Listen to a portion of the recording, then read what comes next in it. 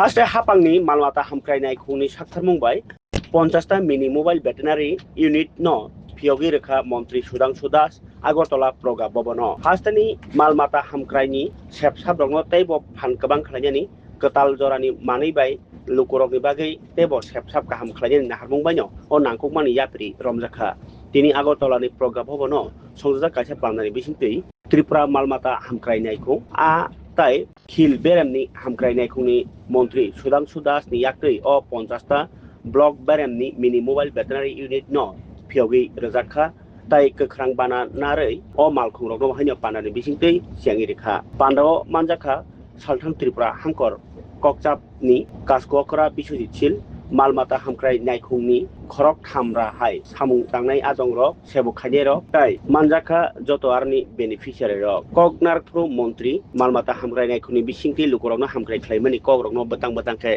सावै खोनार खालुकुरगनो চিন্তা করতে হয় না, মার্কেট অ্যাভেলেবল, বরং আমরা পাই না লোকাল দুধ। তো এর জন্য আমি বলছি এটা একটা সবচেয়ে গুরুত্বপূর্ণ সেক্টর। এই সেক্টরে আমাদের কাজ করা উচিত, এই সেক্টরকে আরো বেশি মজবুত করা উচিত। তার জন্য দপ্তর প্রতিনিয়ত কাজ করছে এবং আজকের যে বিষয়গুলি আমরা করছি আমি মনে করি এটা একটা বড় আমাদের সফলতা এবং এই সফলতা আমাদের চূড়ান্ত নয়, আমাদের আরো কাজ করতে হবে। সেই লক্ষ্যে ডিপার্টমেন্ট কিন্তু প্রতিদিন কাজ করছে। আমি মনে করি মানুষের যতটা বাঁচার অধিকার আছে, তার জীবনের কমফোর্টের যতটা অধিকার আছে, পশু পাখিদের ততটাই আছে। তার জন্য আমাদের যারা ডক্টর রয়েছেন বিভিন্ন রিমোট এরিয়াতে যারা কাজ করছেন আমি আপনাদেরকে ধন্যবাদ জানাই, কিন্তু মাথায় রাখতে হবে আমাদের রেসপন্সিবিলিটি ফিক্সড করা উচিত, যাতে এমন কোনো লাইভস্টক ফার্মার বাদ না যায় যারা আমাদের এই ফ্যাসিলিটি নিতে পারে। আমরা মনে করি জগতের সমস্ত জীবের মঙ্গল হোক। আপনারা দেখেছেন রিসেন্টলি আমরা লোগো লঞ্চ করেছি, আমাদের ডিপার্টমেন্টের লোগো।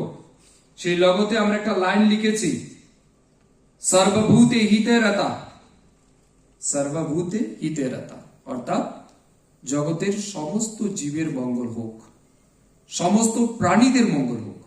তো আমি মনে করি এই যে আমাদের যারা ডক্টর আছেন, ভেটেরিনারি ডক্টর যারা আছেন, আপনারা অনেক মহান সত্যি। কারণ মানুষ তার কি রোগ হয়েছে সেটা ডাক্তারকে গিয়ে বলতে পারে যে আমার পেটে ব্যথা হয়েছে, আমার শরীর খারাপ, আমার এই জায়গায় প্রবলেম, সেই জায়গায় প্রবলেম। কিন্তু আপনারা যাদের চিকিৎসা করছেন দে আর ভয়েসলেস। অ্যানিমেলের কোনো ভয়েস নেই, তারা বলতে পারে না যে আমার কি প্রবলেম। সেটাকে আপনারা আইডেন্টিফাই করছেন, সেটাকে আপনারা রিকগনাইজ করছেন এবং সে অনুযায়ী আপনারা চিকিৎসা করছেন। এটা নিঃসন্দেহে অনেক বড় কাজ। আমি মনে করি you are the voice for voiceless and you have to do all the possible things for betterment of the livestock. এটা আপনাদের এনশিওর করতে হবে। তো আমার আবেদন থাকে ডিপার্টমেন্টের যে সমস্ত স্কিম বা প্রজেক্টগুলি চলছে সেগুলিকে ফিল্ড লেভেল ইমপ্লিমেন্ট করার ক্ষেত্রে আপনারা আরো দায়িত্ব নিয়ে কাজ করবেন, আরো অ্যাক্টিভলি কাজ করবেন।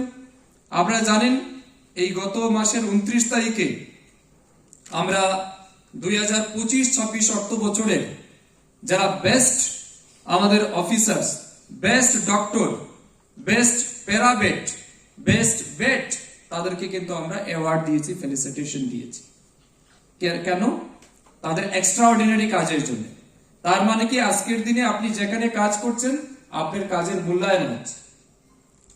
আজকের দিনে কিন্তু আপনাদের কাজের মূল্যায়ন হচ্ছে, এগুলোর উপর রিভিউ হচ্ছে। আপনি কোন জায়গায় ভুল করেছেন, কোন জায়গায় ভালো করেছেন, সবকিছু কিন্তু ডিসকাশন হচ্ছে। তো স্বাভাবিক কারণে কোনোভাবে এটা ভাবনার দরকার নেই যে বোধহয় আমার কাজটা বোধহয় কেউ দেখছে না, আমার কাজটা বোধহয় কেউ জানে না। আপনার কাজ, আপনার ইচ এন্ড এভরি স্টেপ, এটা কিন্তু ডিপার্টমেন্ট দ্বারা প্রতিনিয়ত মনিটর হচ্ছে। আমি চাইবো এই বছর যে বা যারা সেই অ্যাওয়ার্ড নিয়েছেন আমাদের হাত থেকে, সামনের বছর যেন নতুন ফেস আসে, সামনের বছর যেন নতুন পার্টিসিপেন্ট হয়, এতে করে আমরা ডিপার্টমেন্টকে আরো অনেক দূর এগিয়ে নিয়ে যেতে পারি। এই বিষয়গুলি আপনাদের সামনে আমার বলার ছিল। ড্রাইভার বন্ধু যারা আপনারা গাড়ি নিয়ে যাবেন, মাথায় রাখবেন এটা কিন্তু আপনার সম্পদ নয়, এটা পাবলিকের সম্পদ। এই জিনিসটা আপনাদের প্রত্যেকের মাথায় রাখতে হবে। এই গাড়ি আজকের পর থেকে আমরা আপনাদের হাতে তুলে দেব। গাড়ি কোথায় রাখবেন নিশ্চয়ই বলা হয়েছে তাদেরকে। ये बोल दिया गया ना कहाँ पे रखना है। তো নিশ্চয়ই এগুলি আমাদের ডিস্ট্রিক্ট হেডকোয়ার্টার যেখানে বা সাব ডিভিশন হেডকোয়ার্টার যেখানে থাকবে সেখানেই থাকবে।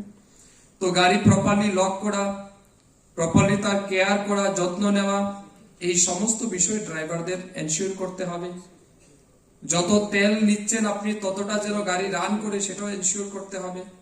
কেমন, এই সমস্ত বিষয় কিন্তু আপনাদের দেখা উচিত। গাড়ির সম্পূর্ণ যত্ন, সম্পূর্ণ কিছু কিন্তু এটা আপনার উপর থাকবে। সবার প্রথমে দপ্তরের সমস্ত কর্মকর্তাদের হৃদয়ের গভীর থেকে জানাচ্ছি অনেক অনেক শুভেচ্ছা এবং অভিনন্দন। কারণ নিঃসন্দেহে এটা একটা historic moment for ARDD department. এবং আমার মনে আছে আমরা 2023 সাল থেকে এই দপ্তরের দায়িত্ব আমি নেওয়ার পর থেকেই আমার সাথে যারা টিম হিসেবে আপনারা কাজ করেছেন, প্রতি বছর বাজেট সেশনের আগে আমাদের একটাই টার্গেট যে এই বছর আমরা নতুন কি প্রাণী পালকদের জন্য নিয়ে আসছি। এখানে তমাল বাবু আছেন সম্ভবত, তিনি তখন বাজেটে কাজ করতেন, বাজেট সেকশনে, এবং ডক্টর বিমল কৃষ্ণ দাস সাহেব আছেন, আমাদের নীরাজি আছেন। ওনারা যখনই আসতেন বা প্রি বাজেট ডিসকাশন যখন আমরা করতাম, আমাদের একটাই লক্ষ্য যে এই বছর আমরা কি আনছি। তো 2024-25 অর্থ বছরে আমরা পরিকল্পনা নিয়েছিলাম যে যে সমস্ত জায়গায় আমাদের জিওগ্রাফিক্যাল ডিফিকাল্টিস কারণে আমাদের বর্তমান যে সমস্ত এমবিইউ আছে, মোবাইল ভেটেরিনারি ইউনিট যেগুলি আমাদের রয়েছে, বড় 13টা আমাদের রাজ্যে আছে, এগুলি পুরো ডিস্ট্রিক্ট আমরা কভার করতে পারি না। তো আমাদের টার্গেট ছিল যাতে আমরা প্রত্যেকটা ব্লক লেভেলে একটা করে দিতে পারি। সেই উদ্দেশ্য নিয়ে আমরা কিন্তু এই প্রপোজাল বাজেটে রেখেছিলাম 24-25 অর্থ বছরে, এবং honourable finance minister under the guidance of honourable chief minister ওনারা সেটাকে অ্যাকসেপ্ট করেন। অনারেবল ফিনান্স মিনিস্টার বাজেট স্পিচে সেটা উল্লেখ করেন, এবং গেল বছর আমরা তার উদ্যোগ নিয়েছি সাকসেসফুলি। আজকে আমরা এই ড্রাইভার নিযুক্তির পর আনুষ্ঠানিকভাবে এই মিনি মোবাইল ভেটেরিনারি ইউনিট আনুষ্ঠানিকভাবে আজকে হস্তান্তর করব, মানুষের জন্য উন্মুক্ত করে দেব। তার জন্য আমি সবাইকে আবারও অনেক শুভেচ্ছা এবং অভিনন্দন জানাচ্ছি। এআরডি ডিপার্টমেন্ট মূলত 3টি বিষয়ের উপর কাজ করে। এক হচ্ছে আমাদের রাজ্যের যে সমস্ত পশুধন আছে তার সুস্থতা বা চিকিৎসা পরিষেবা, এটা একটা বিষয়। 2 হচ্ছে আমাদের রাজ্যে মাংস, ডিম, দুধ তার উৎপাদন বৃদ্ধি করা। 3 হচ্ছে এই সেক্টরকে কাজে লাগিয়ে বেকার যুবক যুবতীদের মধ্যে কর্মসংস্থান সৃষ্টি করা, সাথে সাথে infrastructure development in various areas. তো এই বিষয়ের উপর আমাদের মূলত কাজ করি। আমরা যদি হেলথ কেয়ার সার্ভিসের বিষয়গুলি দেখি, তাহলে আমাদের কাছে 2 রকমের হেলথ কেয়ার ফ্যাসিলিটি রয়েছে। এক হচ্ছে প্রিভেন্টিভ মেজার, সেকেন্ড হচ্ছে কিউরেটিভ মেজার। প্রিভেন্টিভ মেজার মানে কি, পশু পাখি যাতে কোনো রোগে আক্রান্তই হতে না পারে তার জন্য আমরা প্রিভেনশনাল অনেকগুলি ভ্যাকসিনেশন প্রোগ্রাম করে থাকি। যেমন রিসেন্টলি আমাদের এফএমডি ভ্যাকসিনেশন প্রোগ্রাম চলছে, ফুট অ্যান্ড মাউথ ডিজিজ, এগুলিকে কন্ট্রোল করার জন্য আমরা ভ্যাকসিন দিচ্ছি। তার সাথে সাথে আরো অন্যান্য বিভিন্ন ডিজিজ যেগুলি পশু পাখিকে আক্রমণ করতে পারে, আক্রান্ত করতে পারে, তার থেকে রক্ষা করার জন্য আমরা throughout the year different type of vaccination program আমরা করি। আমি মনে করি ত্রিপুরা রাজ্যের ইতিহাসে এটা একটা ঐতিহাসিক ডিসিশন। আমি ধন্যবাদ জানাবো মাননীয় মুখ্যমন্ত্রী অধ্যাপক ডক্টর মানিক সাহাজিকে। ওনার প্রতিনিয়ত যে সহযোগিতা আমরা পেয়েছি, নিঃসন্দেহে ধন্যবাদ জানাবো আমাদের রাজ্যের অর্থমন্ত্রী প্রাজেশ সিংহ রায় মহোদয়কে। ওনারা আমাদেরকে সহযোগিতা করেছেন, বাজেটে অ্যালোকেশন দিয়েছেন, বাজেট স্পিচে ফিনান্স মিনিস্টার সেটাকে উল্লেখ করেছেন, যার কারণে আজকে কিন্তু আমরা সেই জায়গায় পৌঁছাতে পেরেছি। তো আমাদের এই যে চিকিৎসা পরিষেবা, আমরা মনে করি মানুষের সুস্থতার জন্য যতটা গুরুত্বপূর্ণ উদ্যোগ গ্রহণ করা উচিত, ঠিক তেমনি ভাবে পশু পাখি অসুস্থ হলে তাদের জন্যও অনুরূপ উদ্যোগ গ্রহণ করা উচিত। সেই বিষয়টাকে মাথায় রেখে আমাদের কিন্তু এই যে হেলথ কেয়ার ফ্যাসিলিটি সেটাকে আমরা ডেভেলপ করেছি। এর বাইরে কি রাজ্যের মাংস, ডিম, দুধ তার উৎপাদন বৃদ্ধি করা। আমরা যদি আজ থেকে 10 বছর আগের ত্রিপুরা রাজ্যের প্রোডাকশন রেটই দেখি, আজকের দিনে যদি দেখি তাহলে সেটা কিন্তু অনেকটাই ইনক্রিজ হয়েছে। আমাদের ডায়েরি সেক্টরে আমরা অনেকটাই ডেভেলপ করেছি। আগে আমরা দেখেছি 22-23 আমাদের রাজ্যের মিল্ক প্রোডাকশন ছিল 2.47 মেট্রিক টন লিটার। আজকের দিনে সেটা দাঁড়িয়েছে 2.67 মেট্রিক টন লিটার। আমাদের কিন্তু at the rate of 6% growth সেখানে আমরা লক্ষ্য করতে পারছি। আমাদের এগ প্রোডাকশনে আমাদের রাজ্য বৃদ্ধি পেয়েছে। মিট প্রোডাকশনে আমরা সেলফ রিলায়েন্ট, আমরা সেলফ সাফিসিয়েন্ট।